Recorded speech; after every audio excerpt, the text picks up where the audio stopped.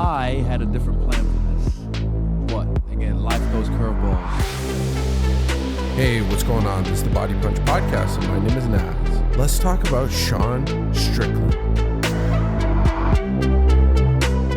One of the most unlikely upsets in UFC history, defeats one of the most dominant champions in the organization right now. He defeated Israel Adesanya in Australia to gain the middleweight championship of the world. Many people did not think that Sean Strickland had even a chance of winning this championship.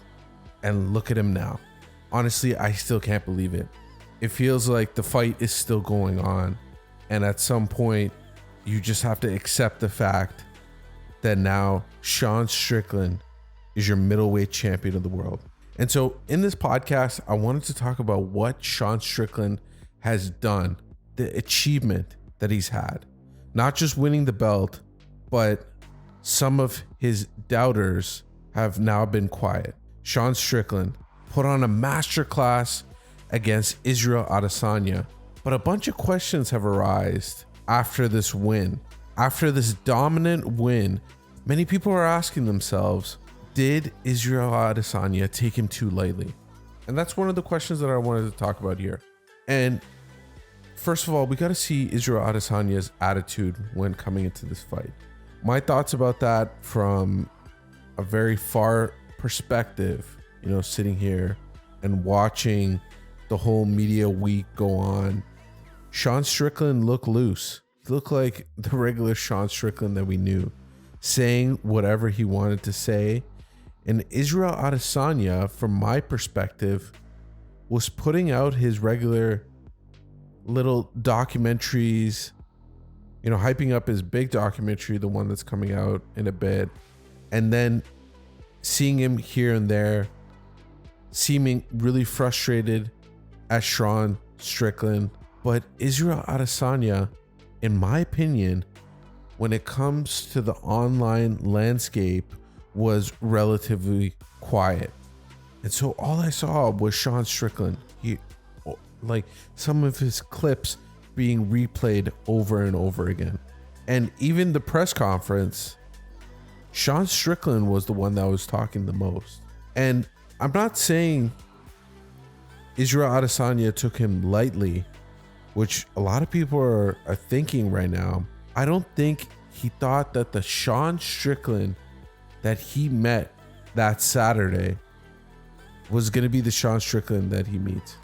Meaning, of course, a lot of fighters are going to watch a lot of tape. They're not going to see what kind of evolution a fighter goes under. Not just the physical evolution, but I think in Sean Strickland's case, it's the mental evolution. Sean Strickland was not the same fighter Saturday night that he was when he fought Alex Pereira, the one that got knocked out, who was not fighting smart and not listening to his coaches. Even though this night he was not listening to his coaches fully, who were screaming at him to wrestle Israel Adesanya.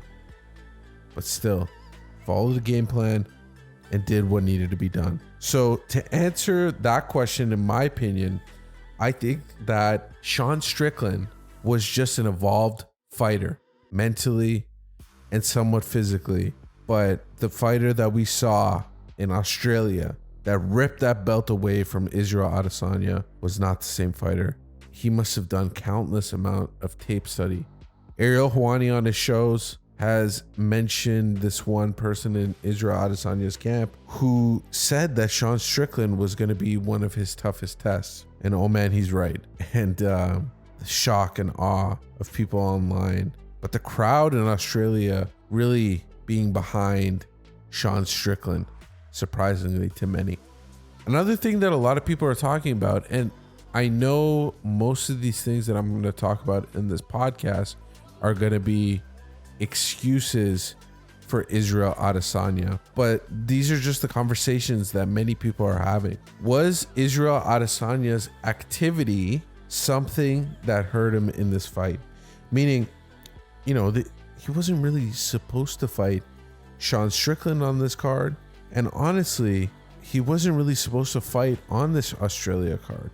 His last fight, April 8th, where he got his vengeance against his longtime rival, Alex Pereira, was just a mere couple of months away.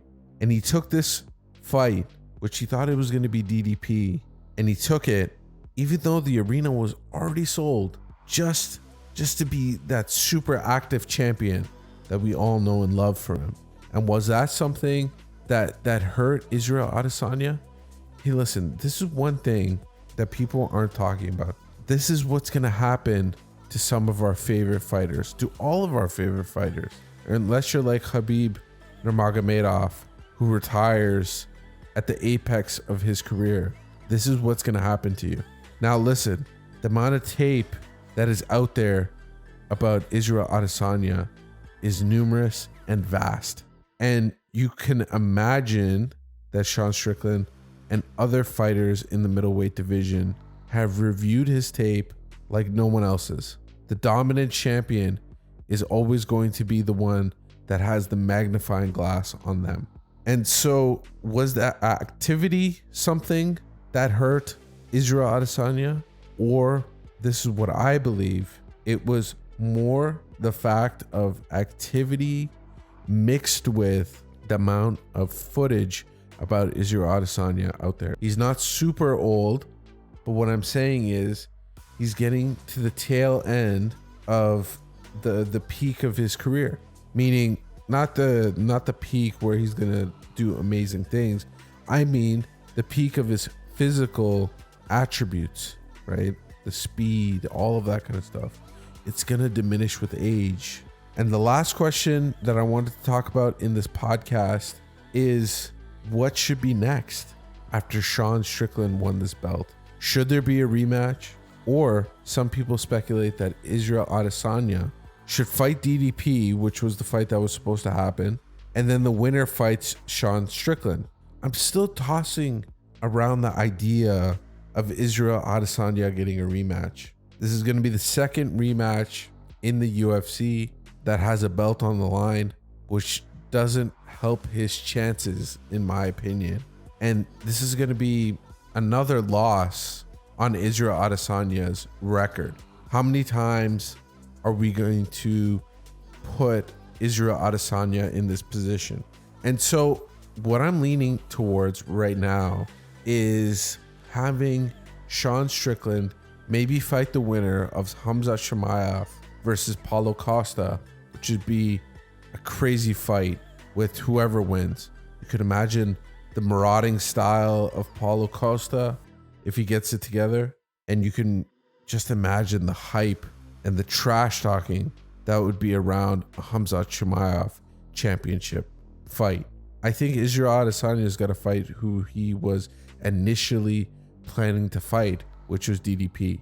And so Sean Strickland, the champion now, has caused this division to get jumbled up, and we're going to get some crazy fights. We're going to get some amazing fights. This division is just cracking on.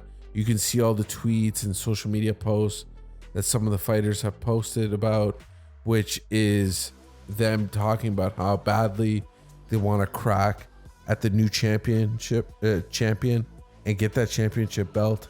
And so this is what it's all about. Sean Strickland is your new middleweight champion of the world, ripping the belt away from Israel Adesanya, having a virtuoso moment in his career, flew all the way to Australia and took the dominant champion's belt away from him. What a sport. All eyes were on Sean Strickland. So let me know what you think about Sean Strickland winning the belt. What a fight. What a sport. We're going to talk about it all. And this is going to be cemented as one of the greatest upsets in MMA history. Thank you for listening. Thank you for watching. Have a good one. Bye.